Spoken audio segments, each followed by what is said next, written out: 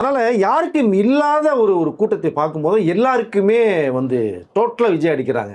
இது ஒரே காரணம், மீண்டும் சொல்லிக்கிறதா, இந்த கூட்டணி அதுக்குள்ளே அவர் போகாதனால தான் இவ்வளோ பிரச்சனை.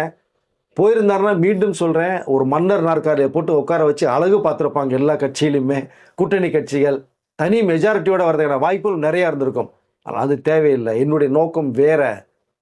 மக்களை நம்பி நான் உள்ளே இறங்கியிருக்காது. அந்த தீர்ப்பு என்ன கொடுத்தாலும் சந்தோஷம் ஏற்றிட்டு தான் அவருடைய பயணம் இப்போ இருக்குது.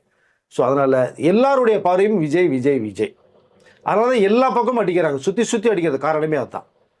ஜனநாயகம் படத்தை டோட்டலாக இப்போ இணையதளத்தை விட்டு அவங்களுடைய எண்ணத்தையே நிறைவேற்றி பண்ணிட்டாங்க. கடைசியாக இருந்த அவருடைய சந்தோஷத்தை காலி பண்ணிட்டாங்க. எஸ், ஏன்னா இறுதி படம் ஒரு வெற்றி படமாக அமையக்கூடாது. அவருக்கு தேர்தலையும் ஒரு வெற்றி படத்தை அவர் எட்டிடக்கூடாது அப்படிங்கிற ஒரு நோக்கத்தின் செயல்பாடு தான்.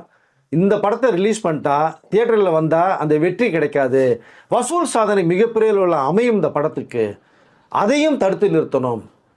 ஒரு வெற்றி வெற்றி வெற்றி விஜய் அப்படிங்கிற ஒரு நோக்கத்தில் அவருடைய தாட்ஸ் வேற மாதிரி இருந்திருக்கு. எல்லாருடைய தாட்ஸும் அதையும் மீறி இப்போ போய்கிட்டு இருக்கார். மக்களுடைய ஆதரவை அவரை பார்த்ததுனால தான் அவர் நம்பி உள்ளே இறங்கிட்டார்.